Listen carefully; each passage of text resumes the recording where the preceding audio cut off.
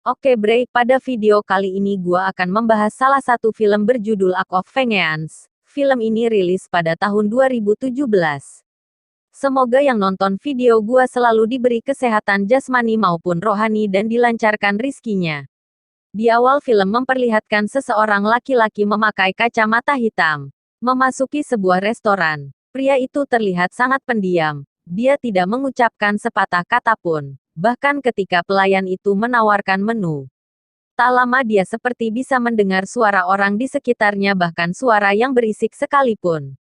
Kemudian dia mengikuti arah suara yang ada di dapur restoran itu, dan mengunci pintunya. Lalu ia memukul koki tersebut hingga babak belur. Siapa pria ini? Apakah dia orang gila atau seorang psikopat? Kenapa ia menghajar orang yang bahkan tidak ia kenal? Semua itu terjawab nanti. Setelah kejadian pemukulan tadi, Sin mundur ke belakang. Pria tadi bernama Frank. Dia adalah pengacara sukses yang ambisius. Di dalam pekerjaannya kata yang paling penting baginya hanya dua yaitu tidak bersalah. Sementara di dalam kehidupan pribadinya Frank hanya mementingkan tiga kata yaitu, aku cinta kau, kata-kata yang selalu diucapkan kepada anaknya dan istrinya. Suatu malam anaknya yang bernama Olivia melakukan sebuah pertunjukan. Frank sudah berjanji kepada Olivia untuk datang dan menyaksikan pertunjukan itu. Sementara Olivia terlihat kecewa melihat ayahnya tak kunjung datang. Frank sudah berusaha untuk datang tepat waktu. Tapi dia terjebak dalam kesibukannya bekerja. Dia akhirnya tiba tapi pertunjukannya sudah usai, kemudian ia pulang ke rumah. Namun istri dan anaknya belum juga balik.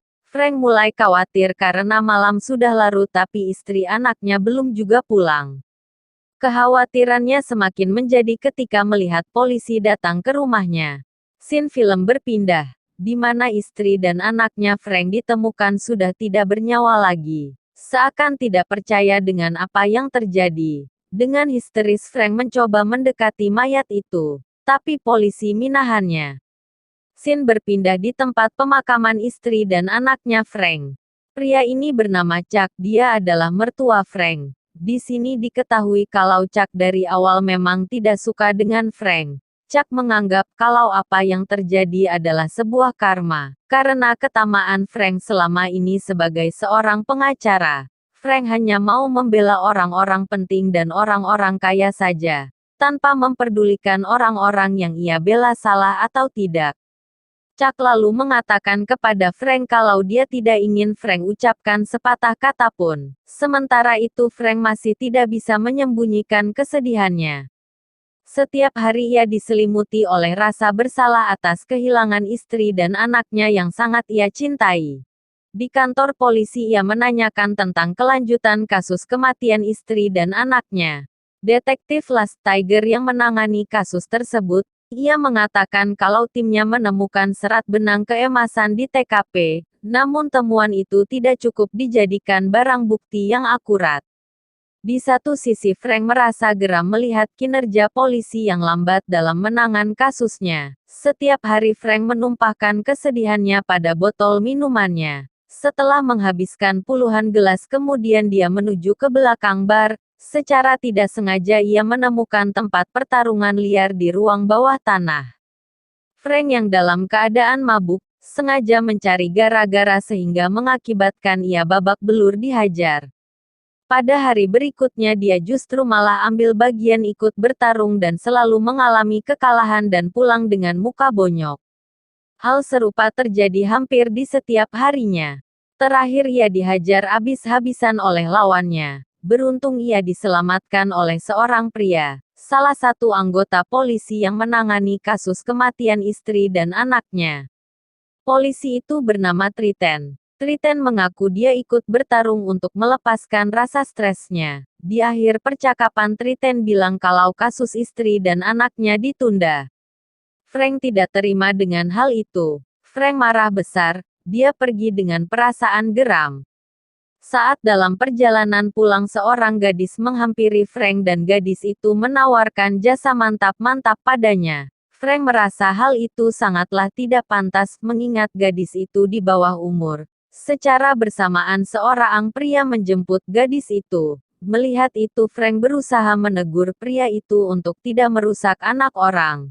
Tidak terima ditegur pria itu menghajar Frank. Kemudian Frank menyerang balik, tiba-tiba gadis itu menusuk paha sebelah kiri Frank, mengakibatkan ia terpental jatuh ke dalam sebuah toko buku.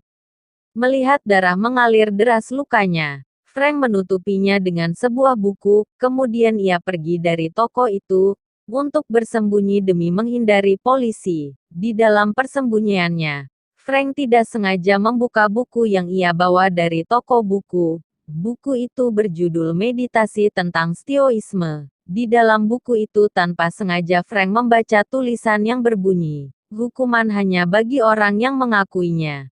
Hari demi hari Frank membaca buku itu. Buku yang secara tidak sengaja memotivasinya untuk mendalami ilmu bela diri, mulai dari dari karate hingga tinju. Dan sejak saat itu pula Frank bersumpah tidak mengucapkan sepatah kata pun sebelum dapat membalas dendamnya kepada pembunuh istri dan anaknya. Hal yang secara tidak langsung seperti yang diminta oleh Chuck mertuanya. Keesokan harinya Frank mengunjungi lokasi di mana jasad istri dan anaknya ditemukan. Anehnya sejak memutuskan puasa bicara, indera pendengaran Frank menjadi lebih tajam dari biasanya. Bahkan ia mampu mendengar suara terkecil sekalipun. Lalu Frank menuju ke suara yang terdengar dari sebuah kontainer. Tempat yang sepertinya berpenghuni. Di perjalanan menuju ke mobilnya, Frank melihat 4 orang preman berusaha membobol mobilnya. Salah satu dari mereka memaksa Frank untuk menyerahkan mobilnya. Tentu saja Frank menolaknya. Dan ia malah diam saja. Rasa geram pria itu menyuruh anjing untuk menyerang Frank. Anehnya anjing itu hanya diam saja dan malah terkesan patuh dengan Frank. Lalu tiba-tiba, Frank dan 4 preman bertarung. Setelah berhasil melumpuhkan mereka kemudian Frank mengeluarkan foto istri dan anaknya. Dan menunjukkan foto itu ke pria tersebut dengan maksud bertanya. Tapi mereka tidak mengenalinya. Secara mendadak salah seorang dari mereka menembak Frank dari arah belakang. Beruntung Frank mampu menyerang balik. Melihat Frank terluka parah anjing itu lalu mendekatinya. Pada saat bersamaan para preman itu buru-buru pergi.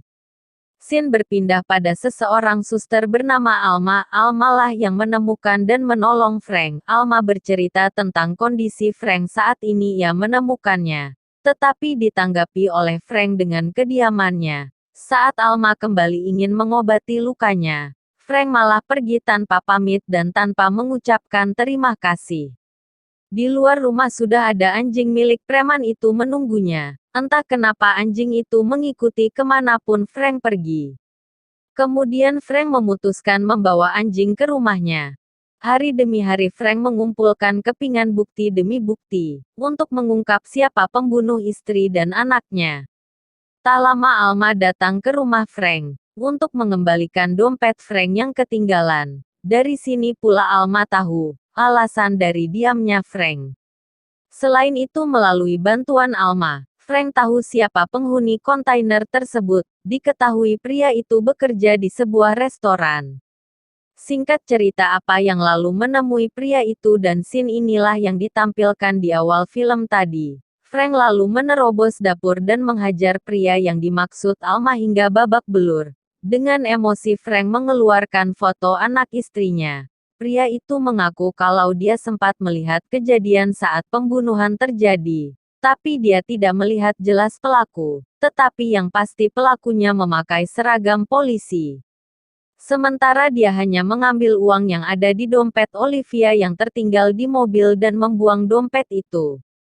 Setelah mendengar pengakuan itu kemudian ia untuk membuktikan kebenaran ucapan pria itu. Frank kembali mengunjungi TKP. Tapi kali ini dia datang bersama sahabat barunya. Di sana dia menemukan bukti berupa dompet istrinya. Setelah itu Frank pergi ke kantor polisi. Secara mengendap-endap dia berhasil masuk ke ruangan detektif Last Tiger. Tujuannya untuk mencari tahu siapa polisi yang bertugas di malam kejadian. Frank sangat terkejut mendapati polisi itu adalah Triton. Frank berada pada posisi antara percaya dan tidak percaya. Apa benar Triten pelakunya? Dan kalau memang benar, lantas apa motifnya selama 7 hari 7 malam? Frank membuntuti kemanapun Triten pergi. Di suatu hari saat Triten meninggalkan rumahnya, Frank masuk secara diam-diam. Dia ingin mencari tahu terlebih dahulu.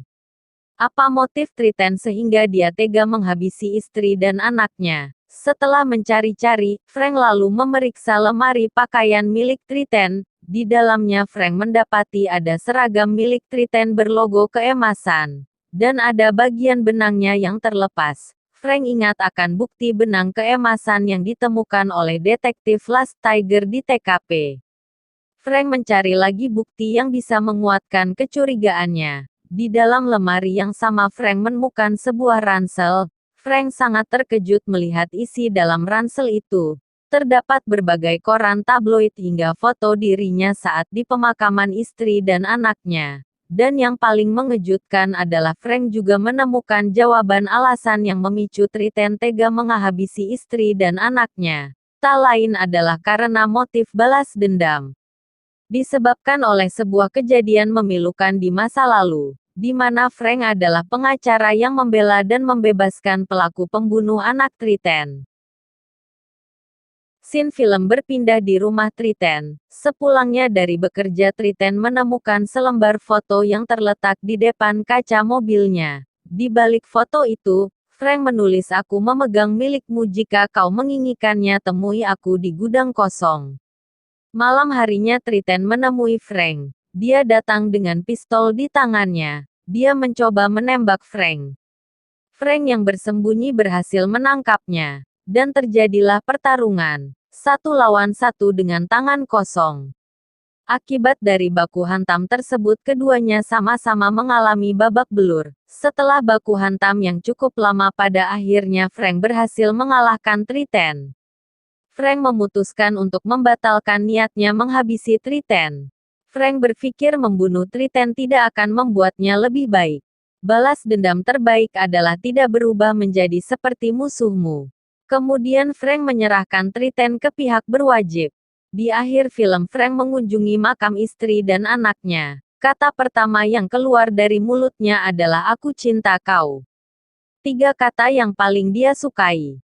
Dan film pun selesai. Oke bre, cukup sekian pembahasan cerita ini. Sampai jumpa lagi lain waktu. Thanks.